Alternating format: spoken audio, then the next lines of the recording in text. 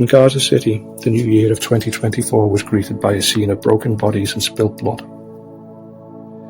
Against this backdrop, a small group of young people were preparing their act of resistance.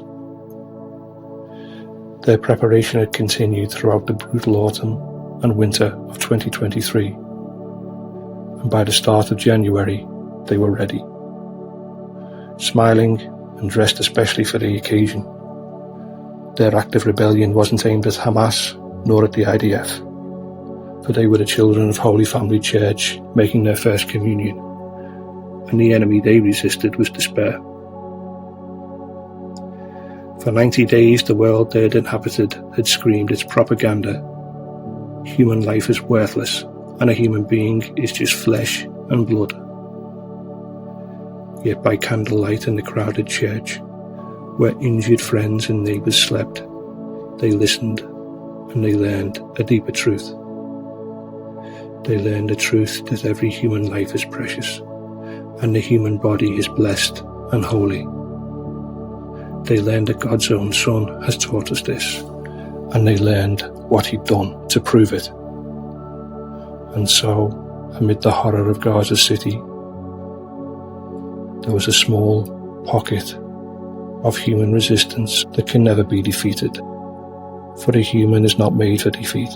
A human being can be destroyed and still not defeated. It's true that evil and death will have their day, but our story ends in eternal joy. And so, brothers and sisters, what can we say about such wonderful things? If God is for us, who can ever be against? If he didn't spare his own Son, but gave him up for us all, won't he give us everything else too? Who would dare to accuse us whom God has chosen? Nobody.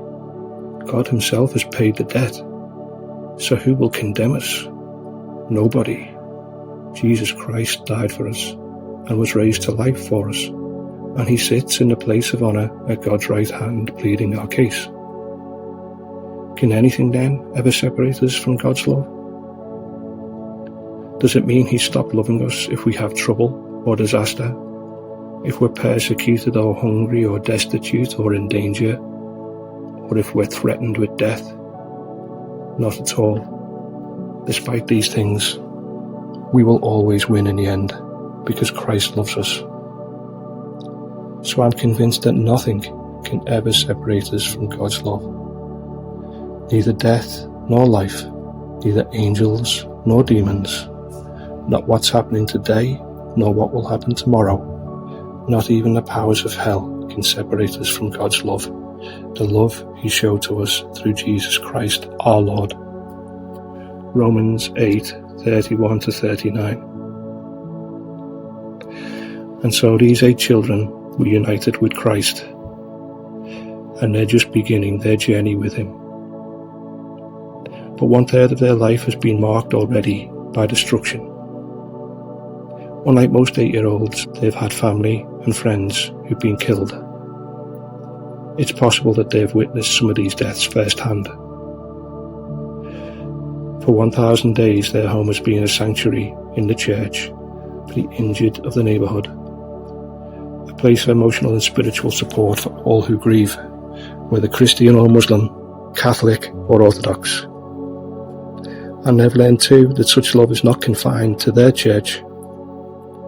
For when parishioners were maimed and killed in July 2025, it was their Orthodox and Muslim neighbours who rushed to their aid.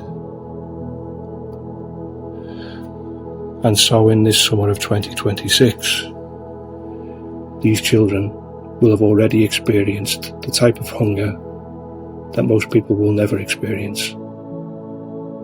And some will have been changed by injury, and most will have been changed by malnutrition. All will carry the scars of complex PTSD.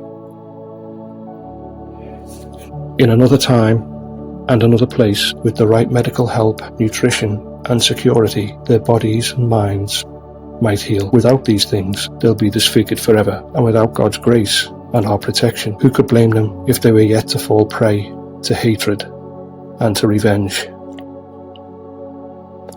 But these 8 children were born no different to children everywhere, beautiful but vulnerable, whose well-being and protection is the responsibility of all adults,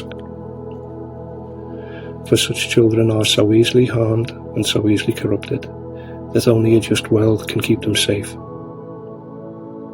What they're experiencing today is shaping the future of humanity. Pray for them.